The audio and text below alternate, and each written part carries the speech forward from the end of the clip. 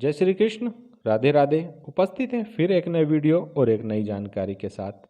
आज हम बात करेंगे विष्णु जी की शादी में गणपति जी की क्या कहानी थी। चलिए शुरू करते हैं उस कहानी के बारे में। बहुत रोचक। एक समय की बात है कि विष्णु भगवान का विवाह लक्ष्मी जी के साथ निश्चित हो गया। विवाह की तैयारी होने लगी। सभी देवताओं को निमंत्रण भेजे गए, परंतु गणेश जी को निमंत्रण नहीं दिया। कारण जो भी रहा हो, अब भगवान विष्णु की बारात जाने का समय आ गया। सभी देवता अपनी पत्नियों के साथ विवाह समारोह में आए। उन सब ने देखा कि गणेश जी कहीं दिखाई नहीं दे रहे हैं। तब वे आपस में चर्चा करने लगी कि क्या गणेश जी को नहीं न्योता दिया गया या स्वयं गणेश जी ही नहीं आए। सभी को इस बात पर आश्चर्य होने लगा। तभी सबने विचार किया कि विष्णु भगवान से ही इसका कारण पूछा जाए। विष्णु भगवान से पूछने पर उन्होंने कहा कि हमने गणेश जी के पिता भोलेनाथ महादेव को न्योता भेज दिया है।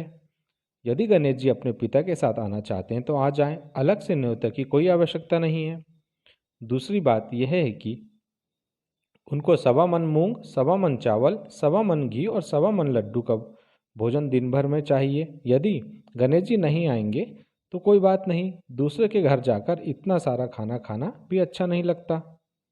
इतनी वार्ता कर ही रहे थे कि किसी एक ने सुझाव दिया, यदि गणेश जी आ भी जाएं तो उनको द्वारपाल पर बिठा देंगे कि आप घर का ध्यान रखना। आप तो चूहे पर बैठकर धीरे धीरे चलोगे तो बारात से बहुत पीछे रह जाओगे। ये सुझाव भी सबको पसंद आ गया, तो विष्णु जी ने भी अपनी सहमति दे दी।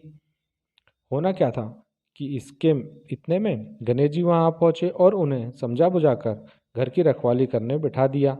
बारात चल दी। तब नारायण जी ने देखा कि गणेश जी तो दरवाजे पर ही बैठे हुए हैं। तो वे गणेश जी के पास गए और उनके रुकने का कारण पूछा। गणेश जी कहने लगे कि विष्णु भगवान ने मेरा बहुत अपमान किया है। नारद जी ने कहा कि आप आपकी मूषक सेना को आगे भेज दें तो वह सारा रास्ता खोद देगी, जिससे उनके वाहन धरती में धंस जाएंगे। तब सबको सम्मानपूर्वक आपको बुलाना पड़ेगा।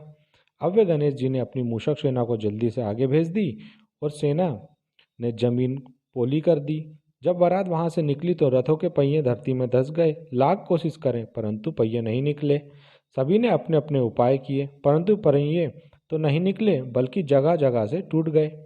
किसी की समझ में नहीं आ रहा था कि ये सब क्या किया जाए।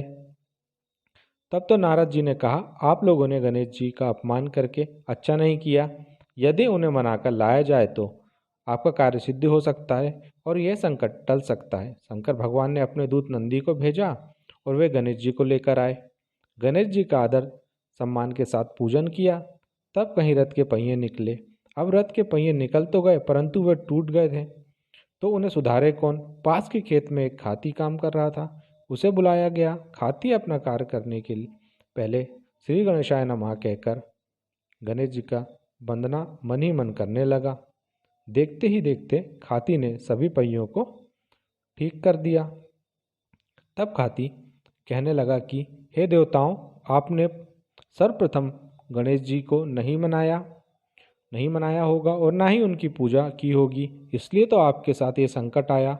हम तो मूर्ख अज्ञानी हैं, फिर भी पहले गणेश जी को पूजते हैं, उनका ध्यान करते हैं, और आप लोग तो देवतागण हैं, फिर भी आप गणेश जी को कैसे भूल गए।